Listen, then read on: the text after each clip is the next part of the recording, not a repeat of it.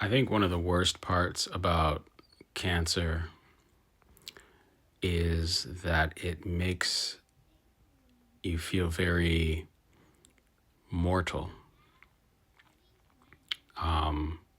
We all have to die eventually, and we all have to die of something, like they say.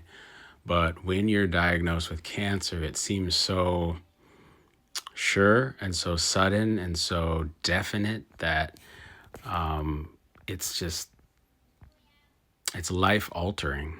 And whether you have it or whether your loved one has it, it affects you so deeply. And what really angers me about cancer is that the healthcare system doesn't have a good answer. In fact, the way that they try to answer cancer has been the same for the last 250 years: cut, burn, or poison. It's not changed. The names have changed, the methods of doing it has changed, but the actual thing they're doing always falls into one of those three categories.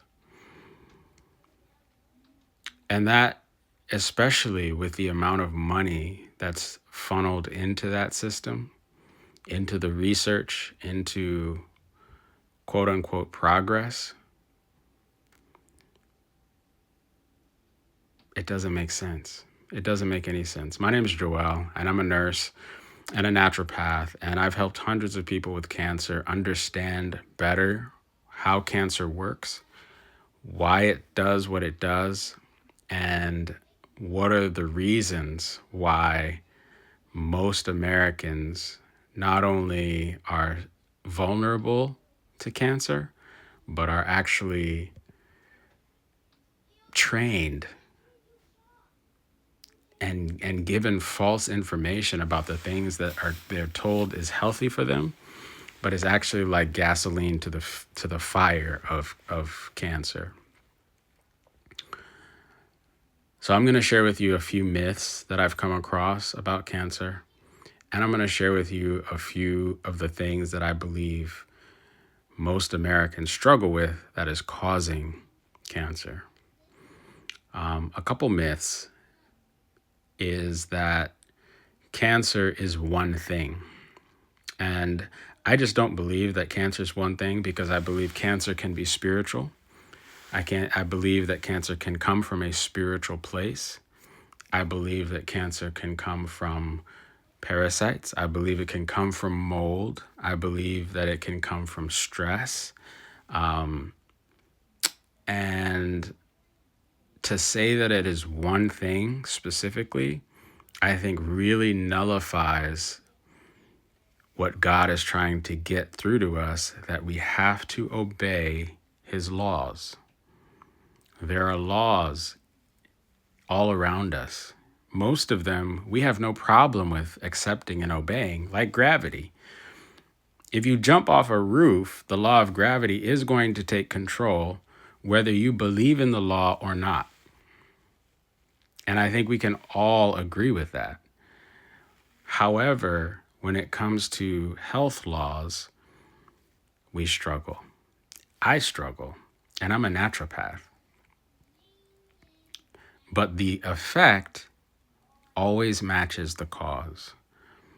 And so it really is important for us to understand what those laws are.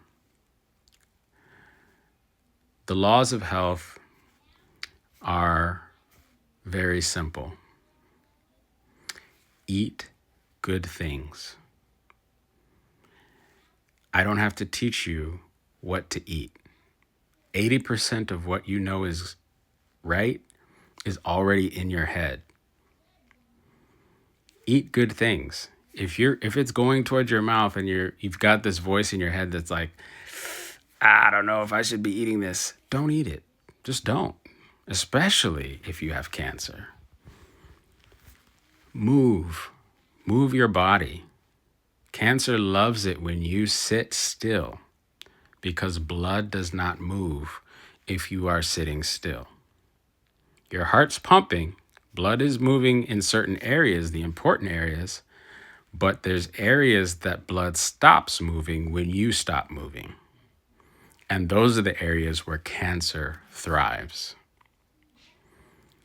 Water. You must drink water. Cancer hates it when you drink water because that makes your blood healthier, makes your blood thinner, makes your blood able to move better, allows your blood to empty out toxins instead of building them up. You must drink more water. You have to be outside. It's winter right now. I'm snowed in, but I just came from outside. I bundled up, got my sunshine. I had all my kids with me. We were out playing in the snow. It doesn't take long to get the amount of sunshine that your body requires. You need to breathe properly. Pneumonia is caused by not breathing properly. Sitting bunched up in a ball in your nice warm house with all your air, a toxic mess because you never open your windows.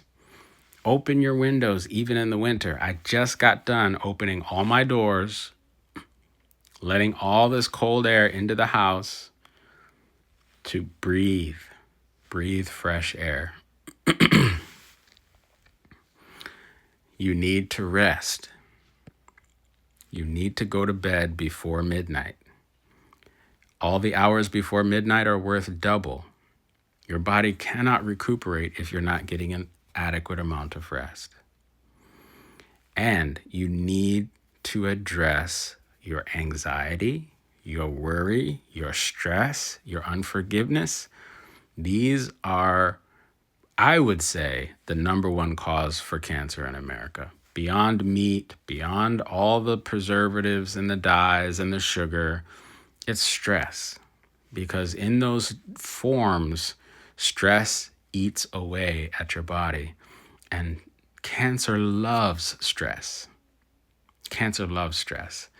And unfortunately, it's so powerful because when you go to the doctor and you get the diagnosis, your stress level skyrockets.